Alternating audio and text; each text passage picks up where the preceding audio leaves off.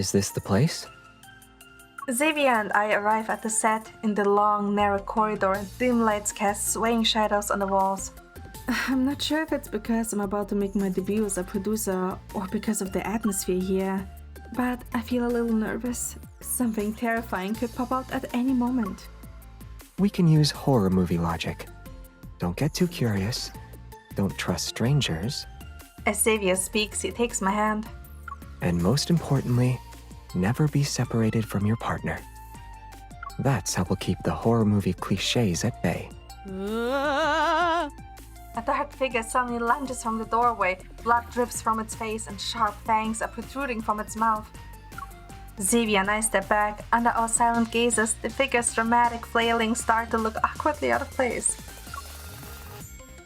Hello.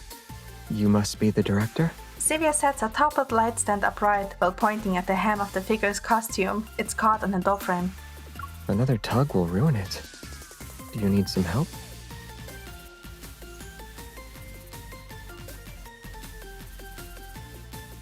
A few minutes later, the director leads us through the dim corridor to the bustling set, using a wet wipe to clean her cheeks as she walks.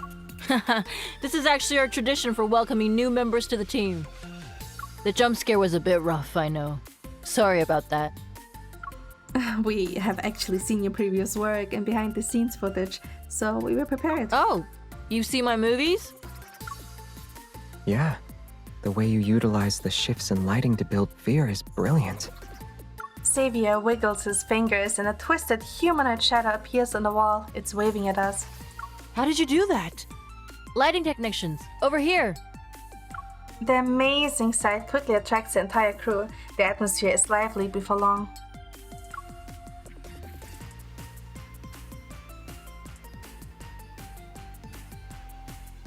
After the welcome ceremony ends, we return to the lounge. Are you still nervous? Kind of at first, but knowing you're here with me made it disappear. You understand how horror movies work, and you have experience being on a set. I count off each reason on my fingers. Xavier takes my other hand and raises a few more. We watched those movies together, and we shared that experience too. No wonder I wasn't nervous. I was with you. Even though this is my first time as a producer, I want to do my best. If someone we know has complaints about the movie and then sees our names in the credits, We'll just say we didn't make it before they ask. that would only make us look more suspicious. He leans down and gently presses his forehead against mine. If that's the worst case scenario, then there's nothing to worry about. You considered all those factors, but you still haven't noticed the most important thing? As long as we're together, we can always look forward to something good.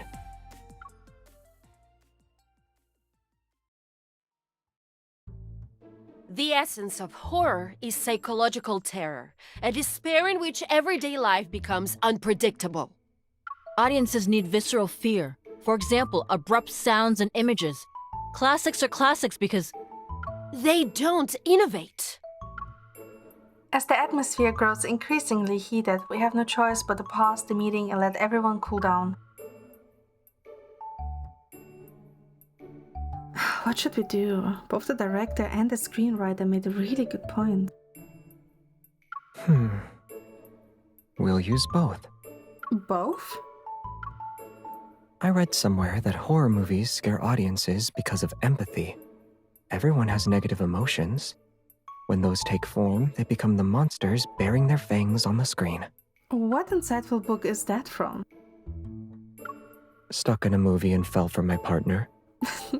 I have my doubts about this book's credibility, but I still want to borrow it. Kind of. So, they're just targeting different audiences? Most works pick one direction, but our story has room for every possibility. Isn't the most interesting part not knowing what will happen next? Oh, now I understand why you like horror movies so much. That's one reason. If you want to know the others, I'll tell you when we watch a horror movie next time.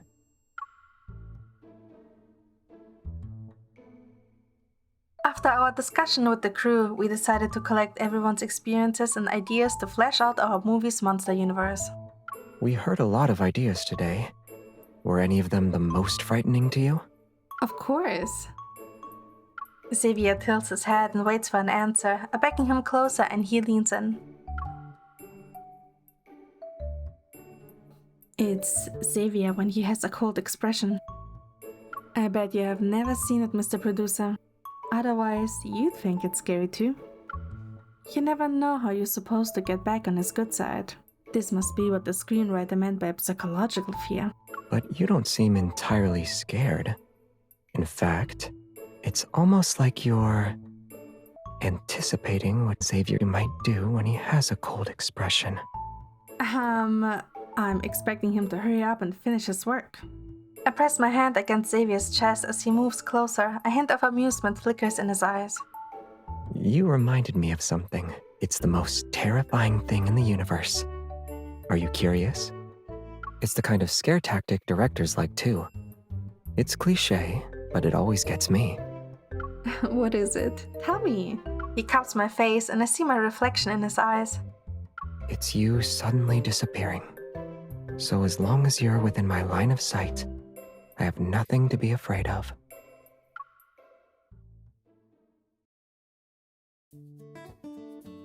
Because of the staff shortage, Xavier and I help inspect the studio set to keep things on schedule. Yeah, this one is fine. Okay, next up is... As I scroll through the checklist on the screen, his hand taps the back of my head as if inspecting it. This one is the best. Nice and solid too. Inspection passed.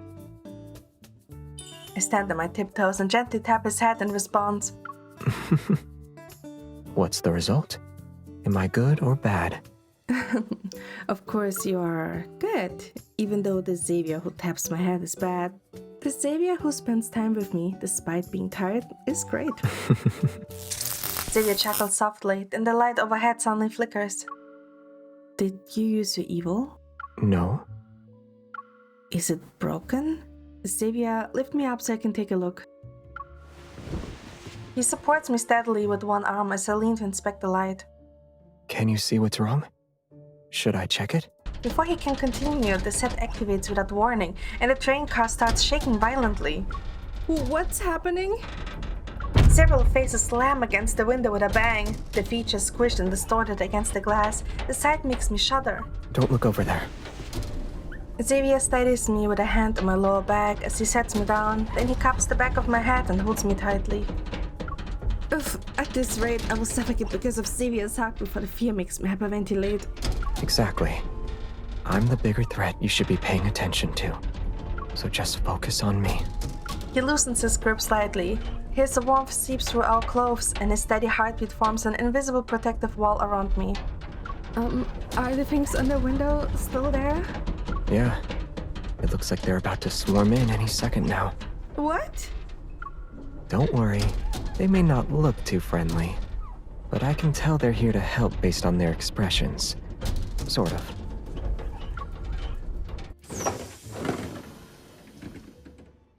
The door slides open with a hiss and I slip out of Xavier's arms before everyone rushes in. Are you okay? Is anyone hurt? We saw the set activate from outside. The train door was locked, so we couldn't get in. We had to press up against the glass to see if you two were okay. I stay silent for 2 seconds before decisively giving them a thumbs up. You guys are perfect for horror movies.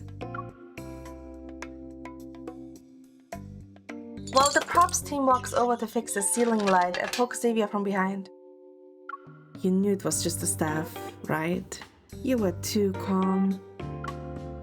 I was too focused on catching you to notice anything else. It didn't really matter either way. Even if it were something else, no one knows who'd be more afraid.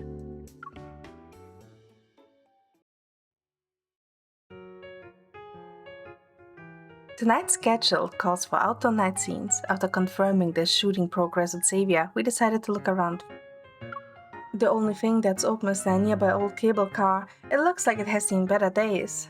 I grip the handrail beside me tightly to keep my balance.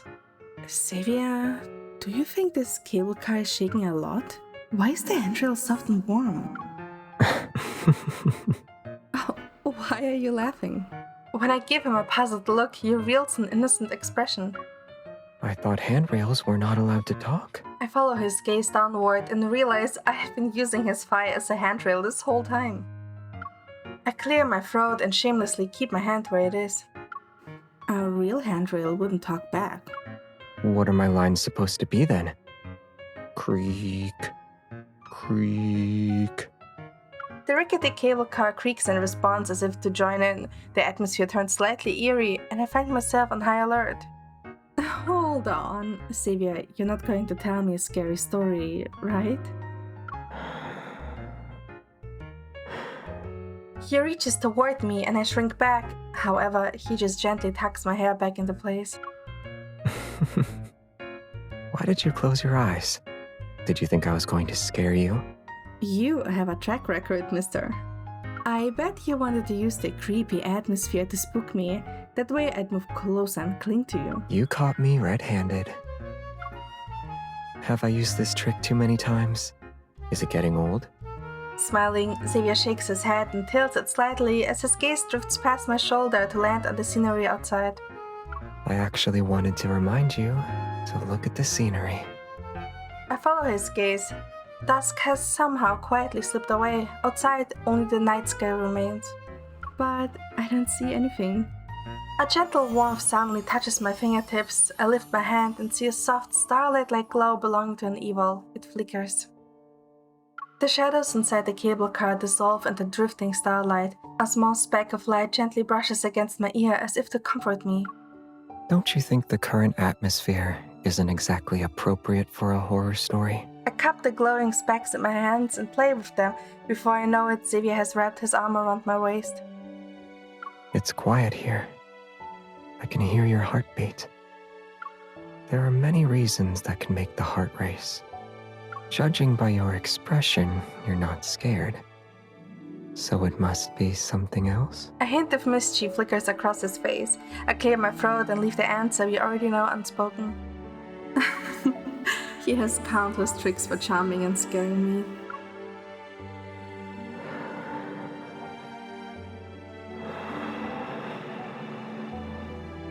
Warmth lands on the tip of my nose. Before I can react, Xavier has already settled back into his seat. His expression is composed. Didn't that move scare you? His voice carries a hint of regret, but his gaze is intense and focused. I guess my technique really is outdated. I'll do better next time.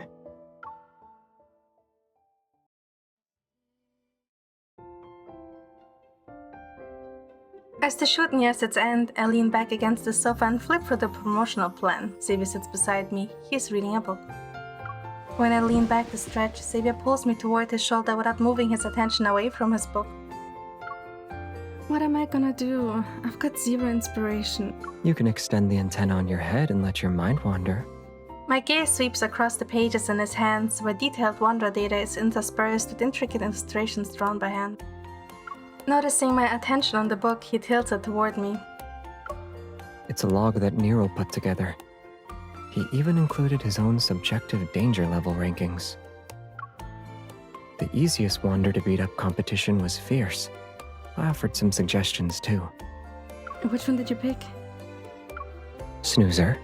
Be careful though. Don't start snoozing.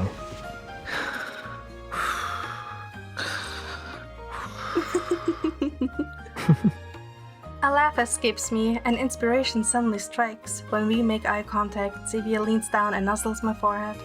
Signal received. It's a good idea. Do you want to make it a reality now?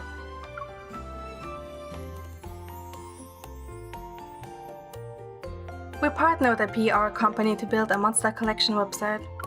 In addition to featuring monster data from the movie, viewers can upload their own creatures and rank the danger levels. When reviewing the finished product, I noticed Xavier has created two familiar-looking figures. Is this you and me? Yeah. If we were in a movie, its genre would probably be horror from the Wanderer's point of view. We must be terrifyingly powerful creatures to them. Why don't we add some cool poses? How? Xavier moves, which lets me squeeze into the space between him and the computer desk. Like this? I couldn't see it clearly. Can you do it again?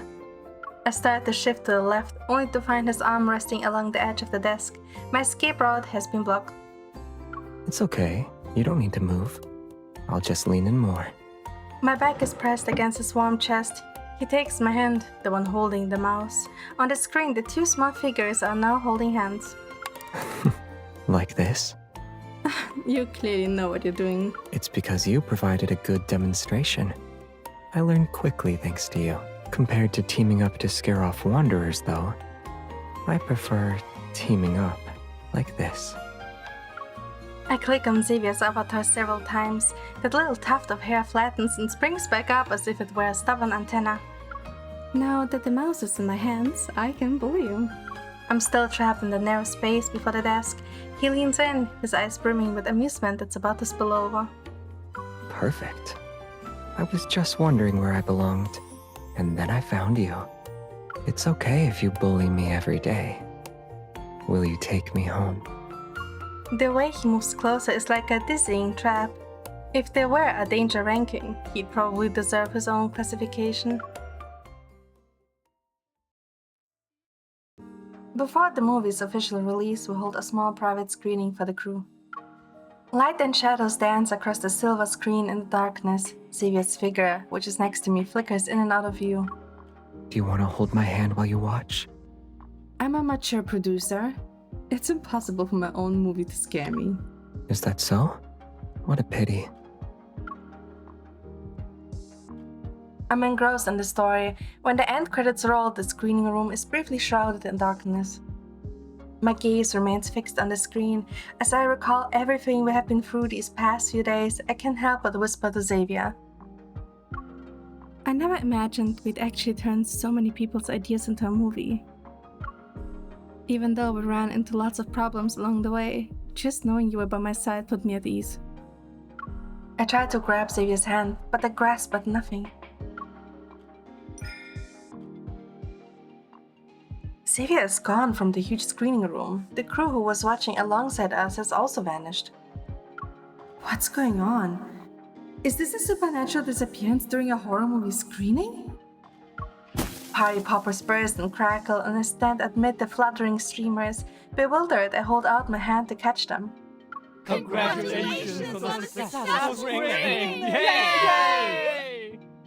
Party poppers in hand, the crew members push open the doors and rush toward me. Everyone who worked together on the shoot, both in front of and behind the camera, hugs each other and cheers. The one I've been longing for appears last. I weave through the crowd. Still covered in streamers, I leap into Xavier's arms.